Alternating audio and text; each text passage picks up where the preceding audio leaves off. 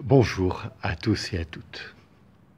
Nous pensions avoir des assurances pour couvrir tous les risques. Nous pensions avoir toutes les compétences pour faire face à tous les défis. Et voilà que, tout d'un coup, notre fragilité personnelle et collective nous saute à la figure. La fragilité due à cette épidémie est parfois vécue comme un drame pour certaines personnes qui sont plus vulnérables, vécue comme un drame aussi par ceux qui sont mal logés, par ceux qui habitent un pays, une région du monde où le système de santé ne sera pas à la hauteur de la crise.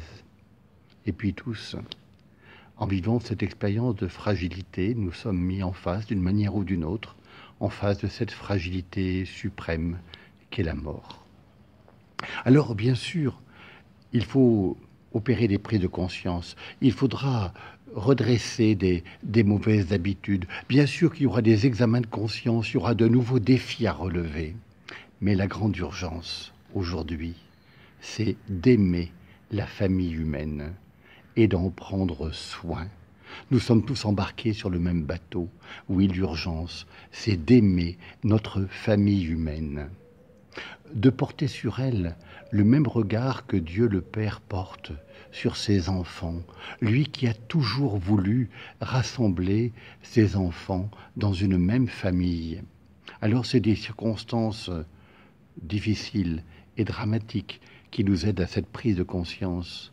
Mais du coup, la parole du pape François, habiter ensemble la maison commune, qui pouvait être pris comme une image poétique, nous sentons à quel point aujourd'hui c'est une réalité.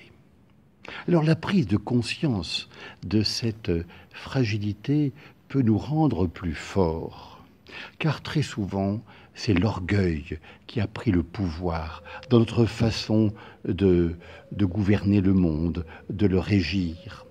Un exemple, nous affirmions avoir bien sûr la meilleure médecine du monde et aujourd'hui nous supplions les Chinois de nous vendre des masques. La prise de conscience de la fragilité peut nous rendre plus humbles et donc plus réalistes pour l'action et pour la solidarité. Cela peut nous rendre aussi plus confiants en Dieu, plus confiants les uns envers les autres, plus confiants envers nous-mêmes.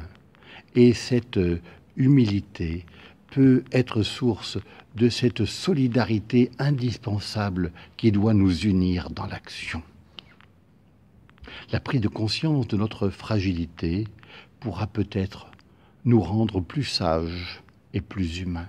Oh, le monde ne deviendra pas plus sage automatiquement demain, mais nous pouvons apporter déjà, et bien sûr nous le pourrons demain, apporter notre contribution. Et en particulier, nous sentons à quel point le bien commun est une nécessité vitale.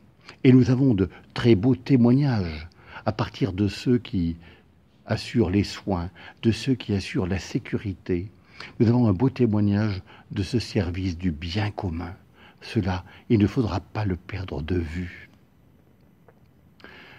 La prise de conscience de notre fragilité peut nous rendre aussi plus admiratifs. Quand nous sommes vulnérables, nous avons besoin que la beauté et la bonté nous soient manifestées. Je nous invite chaque jour à noter une beauté dont nous sommes témoins. Oh, non pas d'abord une beauté à partir de nos propres réussites, mais une beauté qui nous est donnée par tel geste, tel témoignage, ou bien telle œuvre d'art, ou bien d'autres choses encore. À cause des gestes barrières, nous ne pouvons pas nous manifester des gestes d'affection. Et donc ce temps peut être le temps de l'amitié, une amitié faite de gratuité et de délicatesse. Comme nous vivons une situation grave, tous les échanges, tous les messages que nous échangeons entre nous peuvent être marqués par une profondeur que nous n'avons peut-être pas d'habitude. Oui, nous sommes tous fragiles. Mais il est encore plus vrai que notre Dieu nous regarde comme ses propres trésors.